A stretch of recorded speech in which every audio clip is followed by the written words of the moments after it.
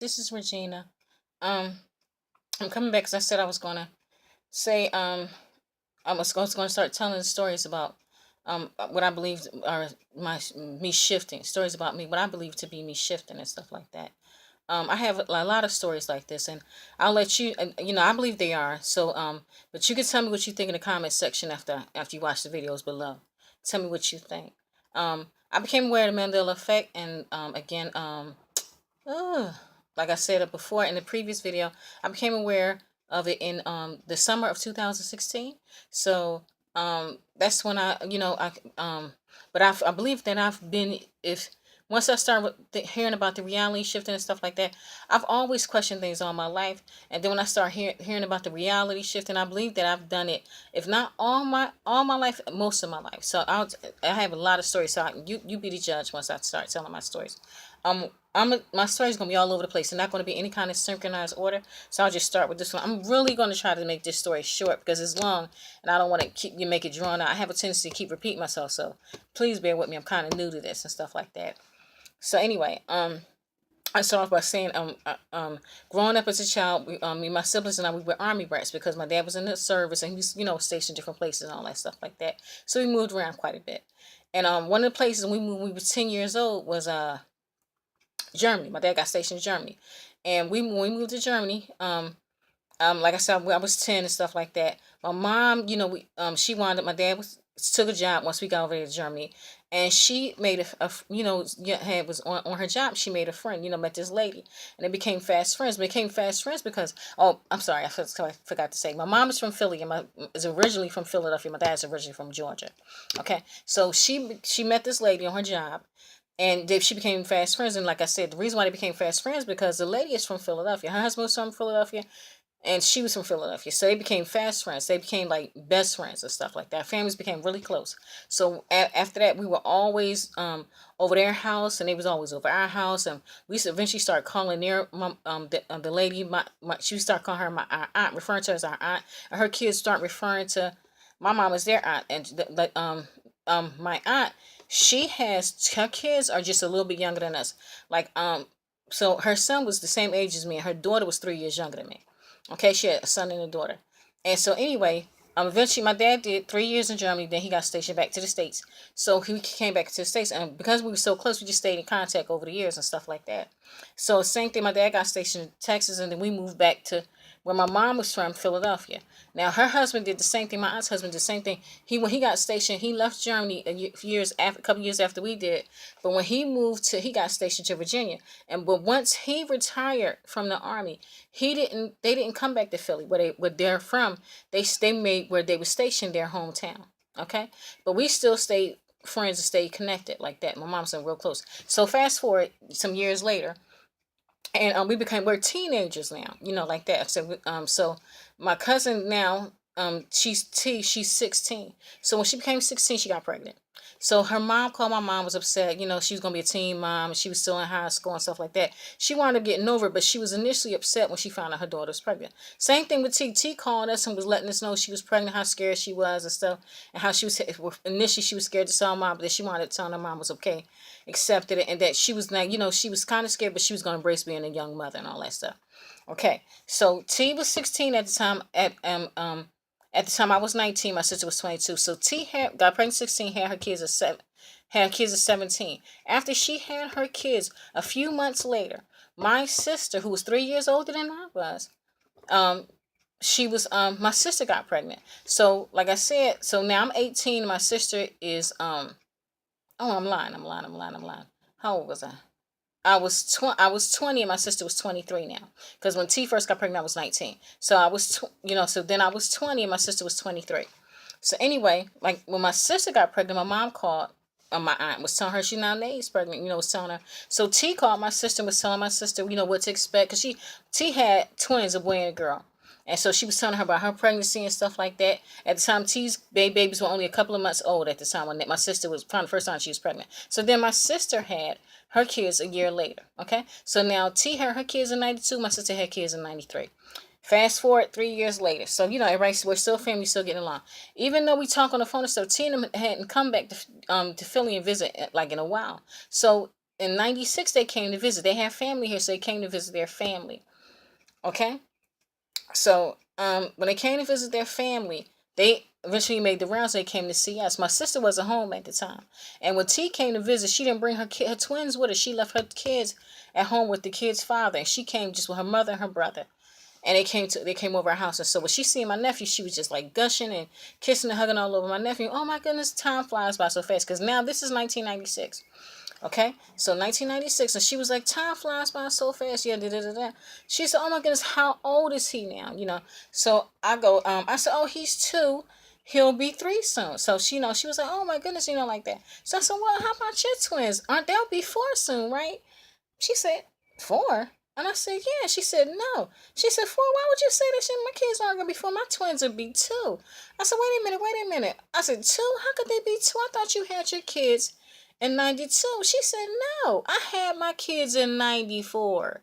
Now, mind you, my nephew was born in 93. And like I said, she had her twins a year before my nephew was born. Now, she's saying this is 96. And she's saying she had her kids in 90. And she had her kids in 94. Now let me tell you this too. My sister, my mind's just blown away from this, but it's for some reason I just blew it off. Even though I questioned it and I talked to her about it, when she kept saying his sister they were born in 94, I just eventually who am I to tell her when she had her kids? So I just let it go. So I'm gonna add this part in here too. My sister, when I told her about the Mandela effect, she was the first person I told. My sister sees the changes with the small changes, but she acknowledges them, but she won't embrace it. So she'll be like she'll, like when I told her about the Berenstain Bear story, and then talk about the mirror and talk about Sex and the City. She acknowledges all that. Sex in the City. She loves Sex in the City. She knows that Sex in the City. She remembers the Berenstain. She remembers mirror, all those things. Even though she acknowledges it, the changes, I mean, she won't embrace it. Like, she'll see it and be like, she still say, Regina, you're crazy. That's crazy. That's weird. Yeah, how about that? But she'll still, at the same time, she'll go, you need to stay off the internet. That stuff is crazy. And she'll still look at me crazy. Now, as far as memories concerned, and me telling her of memories and events that took place in our past, I could say to her, I'll tell you, it's other stories like this I'll tell you about, where I've told her events in our life. Uncle, you remember that? She also have no recollection of it. And I'll have a clear memory of us doing something or something, the conversation we had or something happening, even like that, and she'll have no memory of it, and she'll look at me like I'm crazy. She'll be like, really, like something is wrong with my sister. That's how she'll look at me, and she'll be like, you need to get out the house, stay off the internet. She's for real. That's kind of crazy and stuff like that. So, but that with all being said, when I was a couple of, not too long ago, when I brought the Mandela effect back up to her again and was talking about the changes and more changes and stuff, I said, well, I even have a story for you, because now that we're in our 40s and stuff, we're all still close and stuff like that. Like I said, she's not my real cousin, but we're still, like we say, we're like cousins and stuff like that. And we're all friends on Facebook. Now, like I said, over the years, since we're on Facebook, she'll still post, my cousin will post make little postings, and every time she make posts celebrating her kid's birthday, she always acknowledges her kids as being like a year younger than my nephew. And I mind you, I'm thinking me and my sister both have clear memories of her kids being born in 92, a year before my nephew. So when I brought it up to my sister, I said, what do you think about that? I said, do you notice that T always posts and she always acknowledges that her kids are younger than me? And she said, yeah, when I first saw that, I thought that was weird.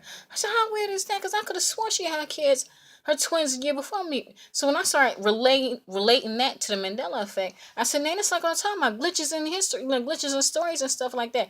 Isn't that crazy? And this and that. And I said, because why would she say that? Why would she lie about her kids and what year her kids were born and stuff like that? I said, that's what I'm talking about, Nadine. So when I start saying that, Nadine start backtracking. Well, maybe she did have her kids. Maybe she did have her kids the same year I had Meek, or maybe she had them the year after. I said, and right before I could say, Nate, that's impossible, then she even thought about it herself, because I should tell you this too. When my sister had my nephew in 93, a few months after that, we had in the very beginning of 1994, we had a house fire. So we moved. So we wound up, we moved from we didn't live in the old house anymore. So my sister starts thinking, and she goes, wait a minute. No, she couldn't have had her kids in 94. She said, because, she said, Regina, I remember her. We was at the old house. She said she said, because if she had her kids in '94, Regina, that means we were in the new house when she was telling me about, like her kids. She would have had her kids in '94. For that means we was talking about it. We was in the new house. She said we wasn't talking about the kids and everything. We was in the new house. We was still at the old house. She said, so that's weird. I said, exactly. And another thing too, like I told you, the reason why I was saying, I kept mentioning the fact that T was in it was a teenager, because remember, she was a teenager in high school. So if she would have had her kids in '94, she wouldn't have been a teenager in high school. She'd have been a teenager, but she'd have been 19. But she would have been, like, if she got pregnant when she was 16, had him at 17, she'd have been 19. She got pregnant at 18 and had him when she was 19. You see what I'm saying? So she wouldn't have been high. She wouldn't have been in high school. She was out by then. So that's impossible. So that's a big glitch in history. Even with me saying all that, her mind is just blown. She's like, oh my God, you're right. How crazy is that? Even with all that being said, my sister still said, after all that, when I was like, yeah, I said, that's why I be like, maybe it's why this fascinates me so much, and why I be looking into it. She said, Regina, if you don't stay off there, just leave it alone. If you don't stay off that, that internet, that stuff is creepy and it's spooky. I don't have nothing to do with that. She said, don't do any more investigation, and so don't look into it anymore, like that. And I haven't really been doing a whole bunch of investigation. I'm just be talking about saying, looking at videos on the internet, stuff like that. And so I was telling her, I said, like that. She said, no, just leave it alone. I was like, she said, you need to get out the house, and that stuff is crazy. She talks to me like I'm crazy, even with her acknowledging that story. She still talks to me like I'm like, she said. And even, I'm gonna tell you this too, even her daughter is starting to become aware of certain things, and she's like, yeah, you and Jayla could talk about that, but I don't really want to. I don't want to know about that. That stuff is out because it's too far out there for her. So that just goes to show that some people see the changes and know stuff is happening, but they don't want to know. So when when we receive so much resistance, and those of us in the Mandela community and all of us that are affected, we receive so much resistance. It's because some people, they see it, but they don't want to see it. They don't want to know. It's too, to them, it's too far out there. They don't want to have to accept that things are changing. So that's what we have to just become more aware of, like that. Because that's how I feel like with my sister. She sees it, but she does not want to embrace it. So I have other stories I could tell you, and I'm going to post, but similar like that. So I just want to say thank you for taking the time and listening to my story. But yeah, I'll be talking to you soon. So bye bye. Take care.